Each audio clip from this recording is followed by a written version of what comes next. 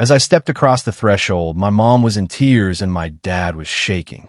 My sibling's spouse was positioned right in the middle of the family room within the oceanfront estate I'd purchased, a $425,000 present for my parents' milestone celebration, aiming his finger at my dad, as if he were an intruder. "This belongs to me," he snarled, his tone breaking with overconfidence. "Leave now." My dad's grip clenched on the side of the dining seat, his fingers pale, his self-respect barely intact. My mom murmured, "Please, not this time." That's when I intervened. The space fell quiet. He pivoted toward me, that conceited expression wavering, like a crook discovered in the midst of triumph. My sister stiffened, her gaze bouncing back and forth between us. She hadn't anticipated my arrival that weekend, and neither had he. I recall the initial encounter with her spouse, Mark, who seemed so engaging at first, the type of guy who grasped your hand with both of his, as though friendliness could conceal ambition. He grinned too readily, praised too swiftly, but my sister, Hannah, radiated in his presence. Following years of unsuccessful careers and incomplete aspirations, she believed she'd discovered security. I hoped to accept it as well. So I embraced him, financed their initial residence, supported his new venture with a discreet investment. The sort of sibling who prioritized harmony over recognition. It required too much time for me to spot the trend, his habit of circling around finances. The disloyalty started subtly. Initially, it involved the property documents I'd sent to my parents. I observed that the duplicate they displayed to me afterward featured light smears, the signing area more shadowed than expected. Then the financial institution's supervisor phoned, puzzled, inquiring why the shift for ownership change hadn't processed. Ownership change? To who? The response arrived in a single term. Hannah. When I challenged her, she claimed ignorance. Her tone fluctuated. Overly composed, overly practiced. But the error surfaced afterward, when she referenced the remodeling ideas Mark possessed. Remodeling ideas? For property they didn't possess? That's when I comprehended the situation. Mark had counterfeited my parents' autographs, exploiting their faith to assert the estate as his.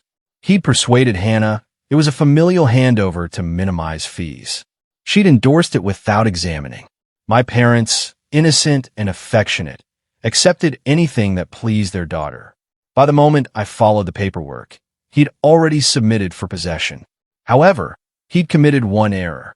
He employed the incorrect document identifier, the one linked to the protected fund. My fund. I didn't challenge him immediately. That's the essence of vengeance. You avoid haste. You allow it to brew until the moment turns into your most potent weapon. I consulted with my attorney, discreetly. We constructed the argument like a final chess strategy. Serene, accurate, no unnecessary actions. The estate was beneath a revocable trust I'd established, signifying no handover could happen without my clear, certified approval. What he'd committed wasn't merely deception. It was unlawful. Nevertheless, I didn't desire incarceration. Not immediately. I sought embarrassment, so I permitted him to think he'd succeeded. I even dispatched blossoms when they relocated, felicitating them on their fresh abode. My sister messaged me, appreciating my comprehension. I responded, forever. For several months, they arranged gatherings, shared coastal images, labeled it our clan's destiny. I observed without comment as Mark paraded through my parents' offering like an accomplished individual. Then arrived the Golden Jubilee. I instructed my parents to cooperate, to permit them to arrange it at the villa. I assured them one element. Have faith in me, merely this instance. The occasion came. The atmosphere was thick with brine and treachery. Mark had summoned his associates, his backers, individuals he'd aimed to dazzle.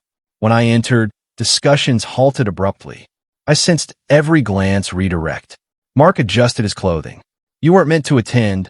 I completed for him. I understand. I positioned a dark binder on the stone surface. My attorney trailed, silent as a phantom. These, I stated, revealing the binder, are the authentic trust documents, the genuine ones. He went blank. That's not. Counterfeiting, I interjected, interrupting him, registered under your identity. Electronic endorsements, fabricated logs, fun movements, all verifiable. The hue vanished from his countenance. My sister's palm rose to her lips. I pushed another page toward him, an alert. Starting now, I declared you're intruding. Law enforcement will arrive soon, unless, naturally, you choose to surrender the access quietly. He scanned the area, at the attendees, the observers, his partner, my mom still grasping her tissue. Each falsehood he'd constructed was crumbling beneath the burden of reality. When the authorities showed up, I didn't require much explanation, just a couple of endorsements. They led him away. His tone faltered as he yelled, "You'll rue this." I grinned, just faintly. "I already have," I replied. "That's why I'm finished." Once he departed, Hannah collapsed. "I was unaware," she repeated incessantly. I vow, I was unaware. Perhaps she wasn't. But quietude can represent a form of involvement. I handed her the estate opener that evening, a representational one, not the actual item. "Acquire your own dwelling," I advised her, "merited." Regarding my parents, I had the villa reinstated to their title, completely, no safeguard this occasion. They merited tranquility, not safeguarding. When I stopped by the following dawn, my dad was on the veranda, observing the dawn. He uttered softly, "You didn't merely rescue our residence, you preserved our honor." I offer no response. Certain triumphs require no dialogue. I strolled to the boundary of the platform, allowed the ocean breeze to strike my visage, and observed the swell shatter, fierce, purifying, inexorable. That's the essence of disloyalty. It instructs you to cease responding and commence directing. I didn't ruin him from fury. I ruined him because he confused generosity for vulnerability, and now he'll never commit that error again. Don't forget to like, subscribe, and hit that bell icon so you never miss a twist. Stay tuned to Reddit Tales Times for your daily dose of drama, laughs, and unbelievable stories.